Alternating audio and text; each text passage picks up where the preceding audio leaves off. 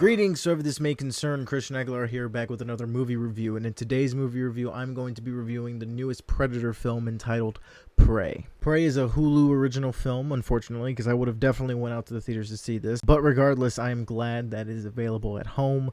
I actually saw this at the summer job that I am working at this art gallery in the city I live in.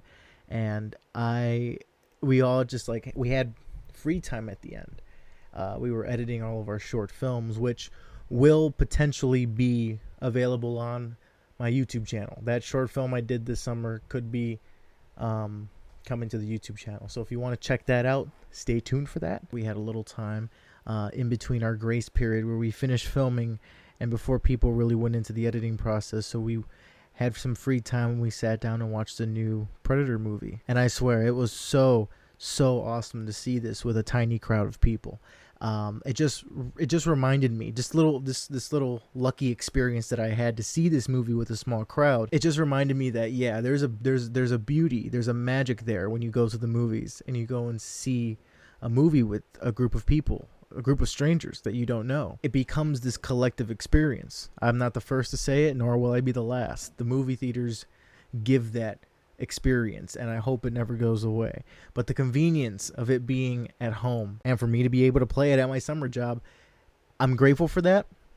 But again, it needs to be seen in the theater. Movies need to be seen in theaters with people, especially if it's something of an epic or a popular IP. That's like a little coming together of the fan base, So despite everything I said, do I recommend it? Well, let me get into that with this review. The film stars Amber Midthunder, Dakota Beavers, and Dane DeLaGuerro as the Predator. And the film is set roughly 300 years in the past, specifically in 1719. And we follow this Native American girl named Naru as she tries to prove herself as not only just a healer and a gatherer, but as a hunter and a warrior. Someone that's independent, someone that can hunt for the tribe, someone that could potentially lead the tribe one day. But she really has to earn that position, not only being the youngest, but also being a woman in the tribe. The women are seen to just do specific roles, and they're good at those roles.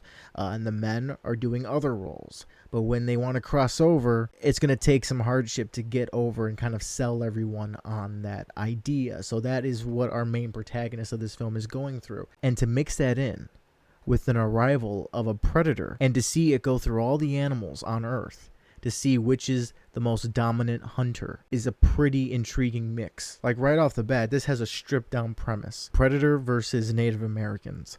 And that is such a great and intriguing idea that I believe the Dark Horse comics have already done. And so it's really great to see now done in a movie format, in live action format. And the possibilities of a next movie to be set in maybe another time period could be high, because this is doing phenomenally. This is getting a lot of great reviews, and for good reason. I really enjoyed this movie. I think it is, if not the best, the second best Predator film in the franchise. Original Predator, because come on, it's the OG, you can't beat the OG. And then it's Prey. Like, just if these two movies, if it was only Predator and then they waited so long, then they finally did Prey, I think that would be a solid duology, movie prequel to this franchise. I think that would be a solid franchise. We didn't need Predator 2, Predators, or The Predator, right? We could just have Predator and Prey. As a Predator fan myself, I am so glad that we finally have a film that really showcases the Predator's skill set and shows basically the rules and regulations as to how the Predator goes about its prey. It's not going to hunt defenseless beings, people that can't defend themselves. So it's really cool to see that be the whole premise of the film. The main character of this movie, she ends up learning that. She observes the Predator throughout the whole movie, and it's so cool to see. That's her character development. Her observing him and figuring out, how do I hunt the hunter? How does the prey become the predator? And it is so intriguing and is so awesome to sit through. And the movie's not that long. I was expecting it to go over 2 hours, maybe 2 hours and something. And when we pulled it up, I saw that it was only an hour and 30 something. So an hour and some change. And that is pretty awesome because it knows its length. It knows how much time it needs to spend. It doesn't need to stay here and try to, like, milk itself in a way. It knows what story it needs to tell. It knows the character. It knows where to take them.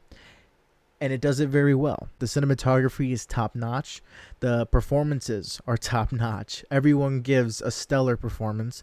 Everyone's believable in their roles. And it's so cool that they actually cast Native Americans to play these roles. And along with that, the set design, the production design, top notch. Nothing looks fake. Everything looks authentic. Everything looks like it was handmade. There's little to no CGI that seems to be used until it gets to the animals. The animals, you can tell, were CGI. And there's some shots where you're like, oh, okay, I can see the CGI there, but it's not overly bad. It's not the worst CGI you'll see in a movie. It's not. I think the one thing that I was having trouble with kind of like putting together as a Predator fan, and correct me if I'm wrong. I could be wrong on this. So fellow Predator fans out there, if you know your stuff, educate me down below. There's a moment where the Predator steps in some water and his cloaking device doesn't go away. He's still invisible.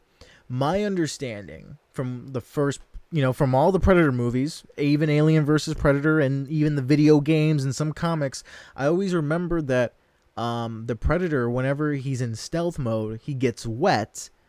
The stealth cloaking device doesn't work anymore. It kind of fizzles out. It because it's not compatible with water.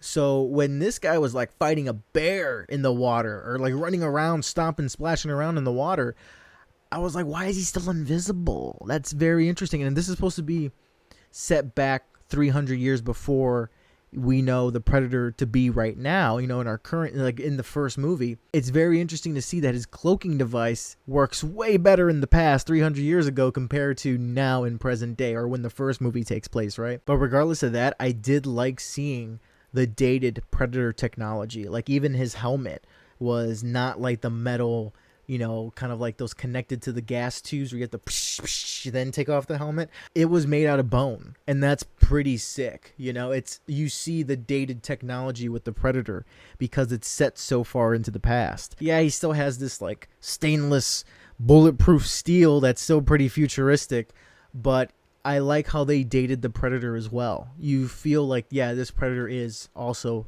300 years old compared to the versions, like the present day versions of the Predator that we're all used to seeing. Overall, I think this is a great movie. A really, really solid movie. Probably one of my favorites of the year so far. It's definitely reached the top 10 list for me. I will be reviewing that top 10 list towards the end of the year. I don't like to do the 6 months in. Wait for the entire year, gather your list together, and present it as is. So stay tuned for that. I will be doing that towards the end of the year. My top 10 list. Expect to see Prey on there because Prey is a solid 4 out of 5 Skarsgårds. Yes, a 4 out of 5 Skarsgårds. In terms of the action, I know I'm just giving this late after my reading. In terms of the action, I love how it's gory, it's violent. However, it's done in a tasteful way. It's done where there's moments it's out of frame and it's left up to the imagination, and that was a refreshing take. That was refreshing to see. It's not trying to be overly violent.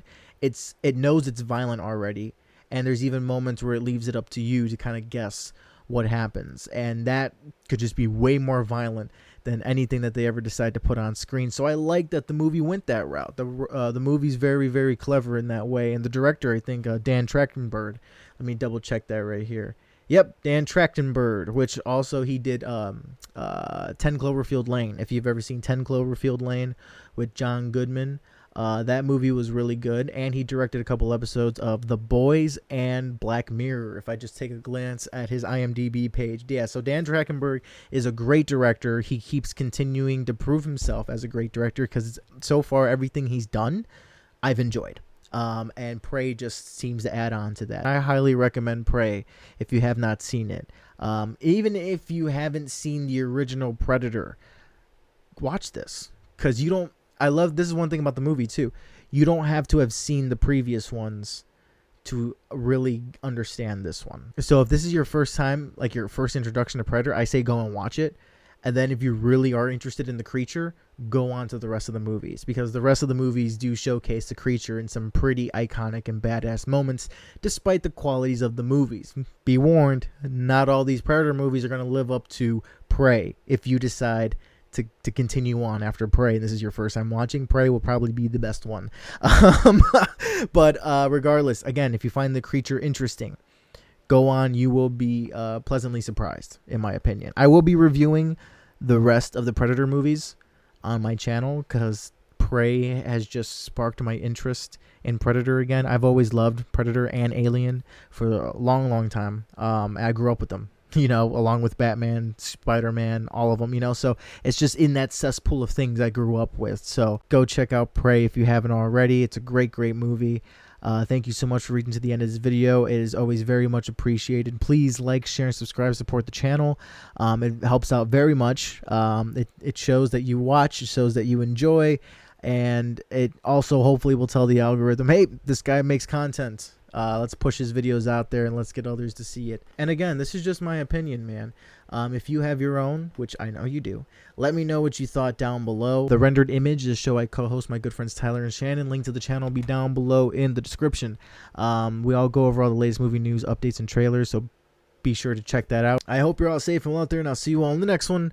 Take care. It's kind of hard to do this with the microphone stand now. I feel so fancy with this. Look at this. This is like a podcast thing. This is so cool. Thank you again to my cousin Eric. This is so cool. Anyway, I hope you're all safe and well out there. I'll see you all in the next one.